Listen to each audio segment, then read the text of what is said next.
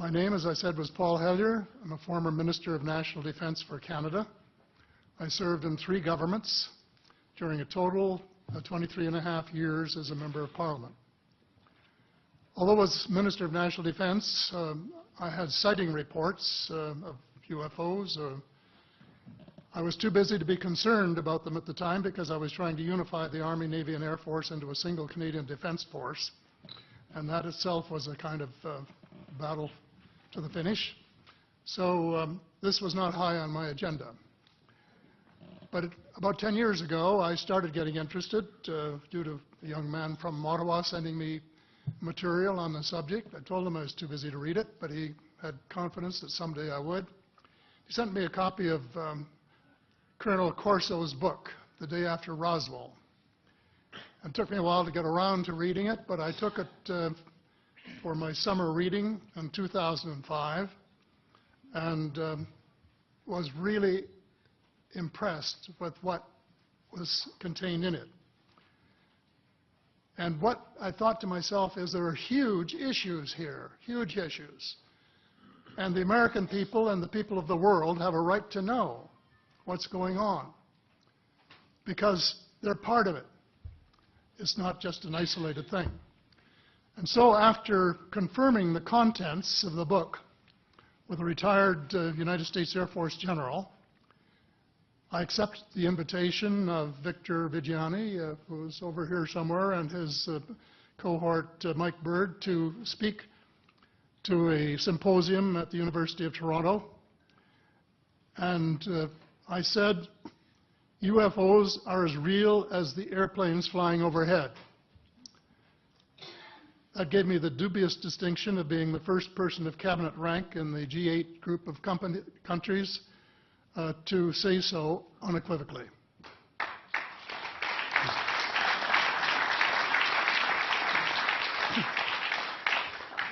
Since then, I've learned a lot from many sources, including a number of the fantastic witnesses that we have heard these last 4 days. They were so outstanding, I was just really blown away with them, the amount of information that was available.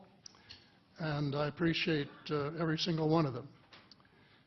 But because I'm not a ufologist, I'm a politician, there are only a few things that I want to add in that particular realm. First is that about in the 1960s sometime, there was a flotilla of UFOs headed south that crossed into NATO territory in Europe.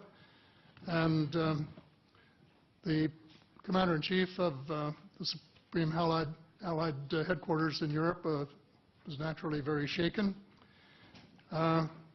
Fortunately, or maybe divine providence, before the panic button was pushed, the flotilla turned around and headed back north.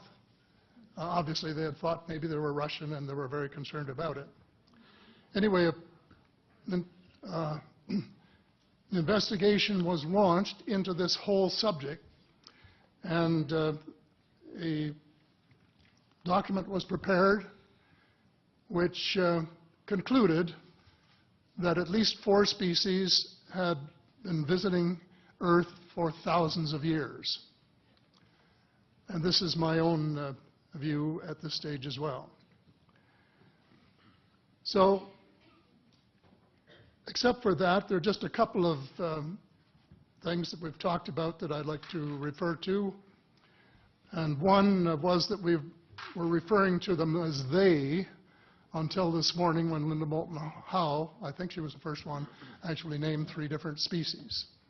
I have brought my latest book called Light at the End of the Tunnel, A Survival Plan for the Human Species, as an aide-memoir, and I name 5 different species here.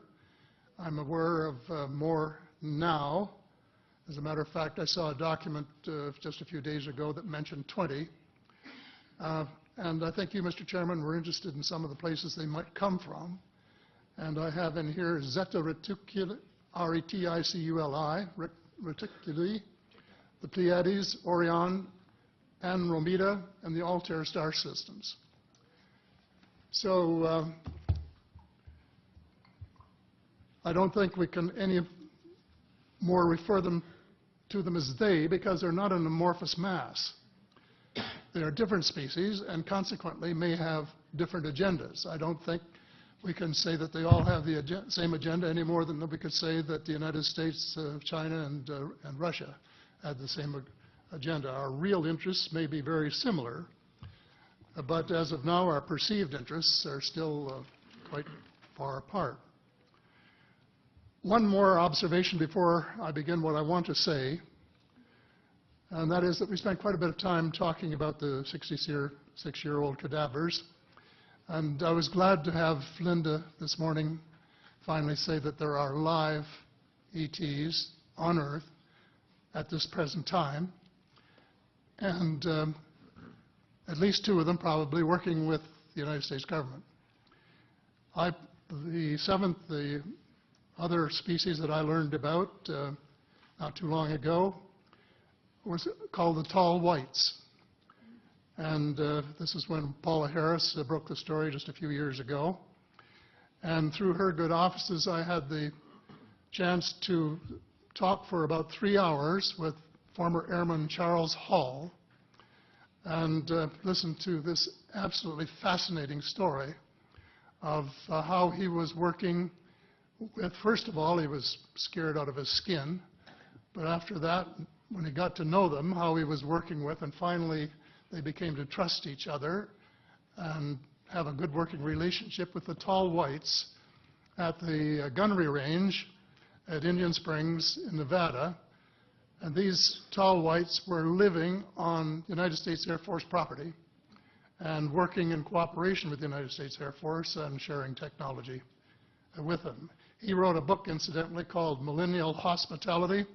There are 4 different versions, but Paula says that Millennial Hospitality number 2 is the best. I think that's the one I read, and it's a very interesting read if you want to sort of get inside the problem of what it's like to bump into these people floating across the terrain in the desert. Well, enough on that for now. My interest is in full disclosure. And my only caveat is I think probably I would say 95 to 98% full disclosure. I know of 1 or 2 things that I'm not sure should be in the public domain, at least yet. They will be someday, I'm sure, but not maybe immediately. But just as children survive the idea of the Tooth Fairy and Santa Claus when they become adult, I think that tax-paying citizens are quite capable of accepting the new and broader reality that we live in a cosmos teeming with life of various sorts. The fact that some other civilizations are more advanced than we are may be humbling, but that could be a necessary step in our survival.